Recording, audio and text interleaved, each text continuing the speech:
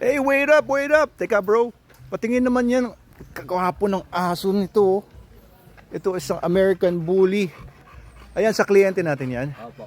Anong pangalan nitong aso to? Coco po, Coco. Coco. Ano, Coco Martin? Ha? Hello, Coco. O, anong ano niya? Anong course? Crash course po.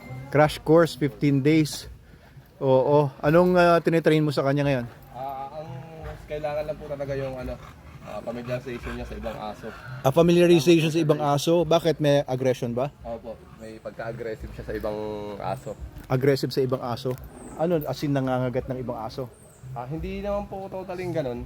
So parang curious. Kasi baka hindi sanay na Nanununggab? ng aso. Nanununggab ng ibang aso, ganun. Oo, pero parang hindi naman niya intention. Hindi naman niya kakagatin talaga.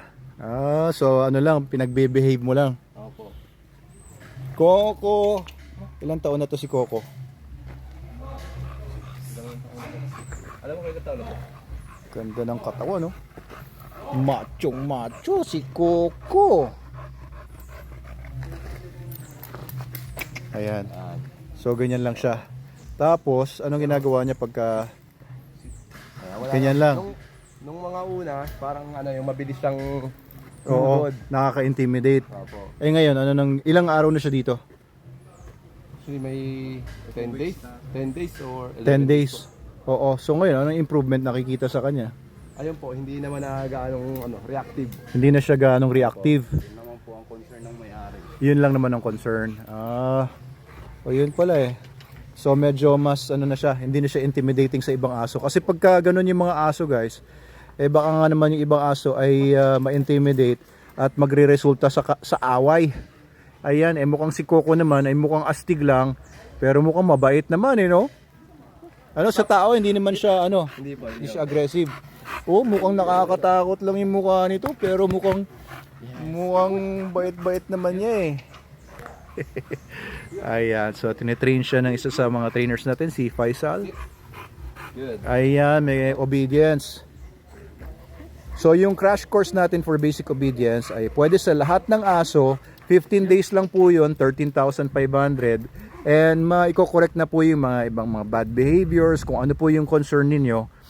13,500 lang po, 15 days. Pero yung full course na basic obedience, 25,000 po yun. And 1 month. Ayan. So ayan. So nung nagsimula ba dito si Coco, may basic obedience na? Opo, parang meron na po siya. May konti ng alam. Pero nadagdagan lang dito. Parang naging consistent lang po. Naging consistent na. Dati pagka kinocommand ng basic obedience, hindi consistent. Parang po siya, laging distracted. Distracted.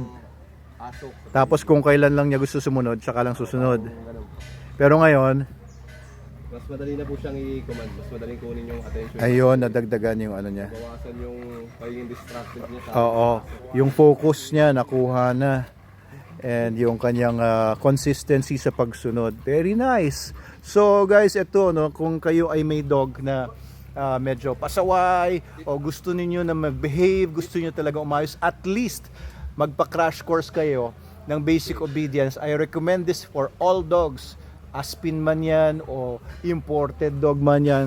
Kung wala kasing kahit konting basic obedience, ay pasaway, mahirap po, sakit sa ulo, kahit ganong kaganda pa yung aso nyo, kahit ganong kamahal nyo yan binili.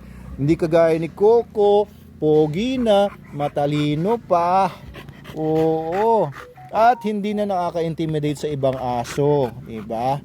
Laki-laki ni Coco. Selfie nga tayo, Coco.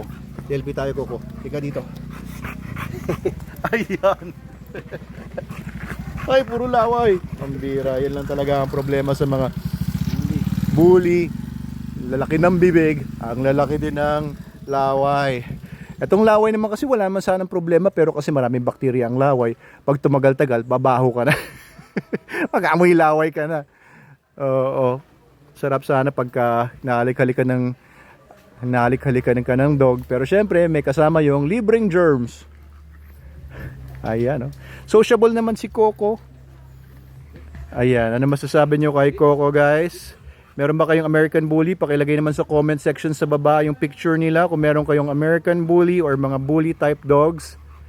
And kung gusto niyo magpa-train dito sa Manalo K9, ayan, so please PM us send us a message at kung may mga inquiries kayo, ayan, we'll be happy to assist you. Ayan, si Coco, the American Bully. Mga ilang taon na to? Hindi mo alam. May ilang taon na to, sir? 2 years. 2 years. Ayan. Tiga saan yung may-ari?